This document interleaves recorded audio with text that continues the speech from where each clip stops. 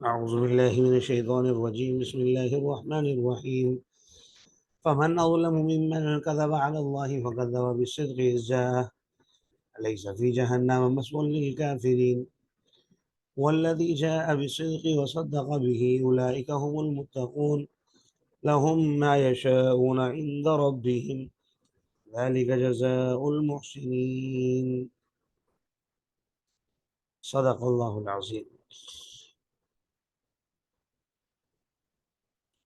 کون زیادہ ظالم ہے اس شخص سے جو اللہ پر جھوٹ باندھے اور سچی بات کو جھٹلائے جب وہ اس کے پاس آئے۔ کیا جہنم میں کافروں کا ٹھکانہ نہیں ہے؟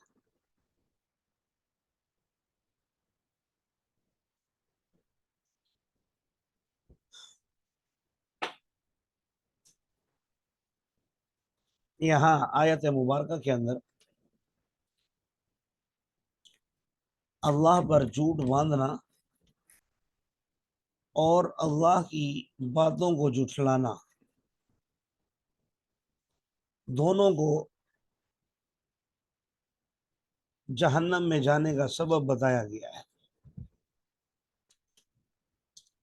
اور یہ دونوں کام کون کر سکتے ہیں؟ تو فرمایا یہ کافر ہی کر سکتے ہیں جو یہ الزام لگا رہے ہیں پیغمبر پر کہ اللہ نے کوئی کتاب نازل نہیں کی، تو گویا وَكَذَّبَ بِالصِّدْقِ کا یہ مصداق بن رہے ہیں، اور اللہ تبارک و تعالیٰ کی باتیں جب انہیں بتائی جاتی ہیں اور یہ کہتے ہیں نہیں اللہ نے یہ نہیں کہا بلکہ وہ کہا جو ہمارے آباء و اجداد نے کہا، اللہ نے وہ باتیں کہی ہیں جو ہمارے آباء و اجداد کرتے رہے ہیں، تو یہ بات کر کے یہ اللہ پر جھوٹ بھی باندھ رہے ہیں۔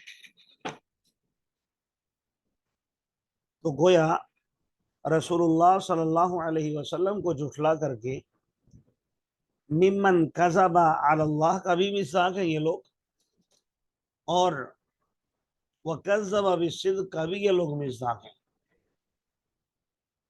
تو فرمایا ایسے لوگوں کے لیے یقیناً جہنم کی آگ ہے۔ باقی سوالیہ انداز میں کہا، یہ عربی گرامر کے سے اس کا تعلق ہے، تو یاد رکھیے حمزہ استفہام انکار کے لیے آتا ہے۔ انکار کا معنی نفی، اور جو لیسا ہے یہ بھی نفی کے لیے آتا ہے، آپ نے پڑھ لیا ہے افعال ناقصہ میں۔ اور عربی گرامر کا بلکہ اردو کا بھی شاید یہ اصول ہو کہ جب دو نفی ملتے ہیں تو اس بات بن جاتا ہے۔ تو الیس فی جہنم مثوی للکافرین، کیا جہنم میں کافروں کا ٹھکانہ نہیں ہے؟ اس کا مطلب یقیناً اور کسی کی جگہ بنے یا نہ بنے، کافروں کے لیے تو بہرحال ان کا ٹھکانہ جہنم ہی ہے۔ والذی جاء بالصدق وصدق به اولئک هم المتقون، اور وہ لوگ جو جن کے پاس سچی بات آئے وصدق به، اور اس کی وہ تصدیق کریں، فرمایا اولئک هم المتقون، یہی لوگ متقی ہیں، پرہیزگار ہیں۔ گویا خود بھی سچی بات کرتے ہیں، والذی جاء بالصدق، اور جب ان کے پاس کوئی سچی بات آتی ہے تو اس کی تصدیق بھی کرتے ہیں، ایسے انکار نہیں کر دیتے خام خواہ، بلکہ اس کی تصدیق کرتے ہیں۔ تو فرمایا یہ اللہ کی نظر میں متقی اور نیک لوگ ہیں، اور ان کے لیے وہ سب کچھ ہوگا جو وہ اپنے رب کے پاس چاہیں گے۔ ذالک جزاء المحسنین، یہی نیک لوگوں کا بدلہ ہے۔ لیکفر اللہ عنہم اسوأ الذی عملوا ویجزیہم اجرہم بأحسن الذی کانوا یعملون، تاکہ اللہ تبارک و تعالیٰ دور کر دے، ہٹا دے کفارہ بنا دے ان کاموں کا جو ان سے برائیاں ہوئی، لفظی ترجمہ ہے ان برے اعمال کا جو انہوں نے کیے، اور ان کو اللہ تبارک و تعالیٰ بدلہ دے اچھا ان اعمال کا جو وہ کیا کرتے تھے۔ پھر آگے دوبارہ رسول اللہ صلی اللہ علیہ وسلم کو تسلی کے لیے کہا جا رہا ہے، اے پیغمبر آپ یہ بتائیے، الیس اللہ بکاف عبدہ، کیا اللہ کی ذات اپنے بندے کو کافی نہیں ہے؟ یہ لوگ آپ کو ڈراتے رہے، دھمکاتے رہے، وَيُخَوِّفُونَكَ بِالَّذِينَ مِن دُونِهِ، اور وہ ڈراتے ہیں آپ کو ان معبودان باطلہ سے جو اللہ کے علاوہ ہیں، یعنی جو انہوں نے معبودان باطلہ بنائے ہوئے ہیں اپنی طرف سے، گھڑے ہوئے ہیں، تو ان سے ڈراتے ہیں کہ وہ آپ کا یہ کر دیں گے، وہ کر دیں گے۔ تو بھائی وہ کچھ بھی نہیں کر سکتے،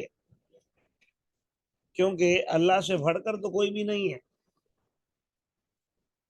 اور یاد رکھو، جسے اللہ گمراہ کر دے فما لہ من ہاد، تو پھر اسے کوئی ہدایت دینے والا نہیں ہے، اور جسے اللہ ہدایت دے دے فما لہ من مضل، تو اس کو کوئی گمراہ کرنے والا نہیں ہے۔ الیس اللہ بعزیز ذی انتقام، کیا اللہ تبارک و تعالی زبردست انتقام لینے والے نہیں ہیں؟ مقصد یہ ہے کہ ایسے لوگوں سے زبردست انداز میں بدلہ لیا جائے، اور اگر آپ ان سے سوال کریں کہ آسمان اور زمین کو کس نے پیدا کیا، تو یقیناً ان کا جواب بھی یہی ہوگا، اللہ، اللہ نے پیدا کیا۔ آپ کہہ دیجئے تمہارا کیا خیال ہے ان معبودوں کے بارے میں جن کو تم پکارتے ہو، ما تدعون من دون اللہ، اللہ کو چھوڑ کر، اگر اللہ مجھے نقصان کا ارادہ کر لے تو کیا وہ معبود ہن کاشفات ضرہ، اس کی بھیجی ہوئی تکلیف کو دور کر سکتے ہیں؟ یا اللہ مجھ پر اگر رحمت کرنے کا ارادہ کر لے، حل ہن ممسکات رحمتی، تو کیا وہ لوگ اس کی رحمت کو روک سکتے ہیں؟ ظاہر ہے اس کا جواب نفی میں ہے، اس لیے جواب دیا ہی نہیں، کیونکہ جواب واضح تھا کہ یہ لوگ کچھ بھی نہیں کر سکتے۔ تو آپ کہہ دیجئے حسبی اللہ، مجھے اللہ کافی ہے، اسی پر بھروسہ کرنا چاہیے بھروسہ کرنے والوں کو۔ آپ کہہ دیجئے میری قوم، تم اپنے جگہوں پر عمل کرتے رہو، میں بھی عمل کر رہا ہوں، عن قریب تم جان لو گے،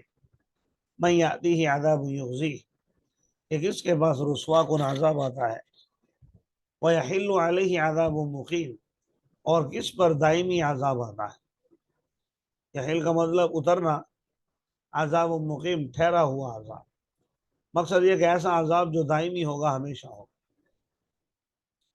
انا انزلنا علیک الکتاب للناس بالحق، یقیناً ہم نے آپ پر کتاب نازل کی ہے جو لوگوں کے لیے ہدایت ہے حق کے ساتھ، تو جو شخص ہدایت حاصل کرے اپنے فائدے کے لیے ہے، اور جو گمراہی کا راستہ اختیار کرے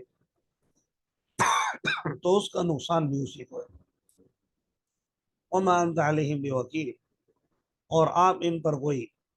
کارساز نہیں ہے، آپ ان کے کوئی ذمہ دار نہیں ہیں،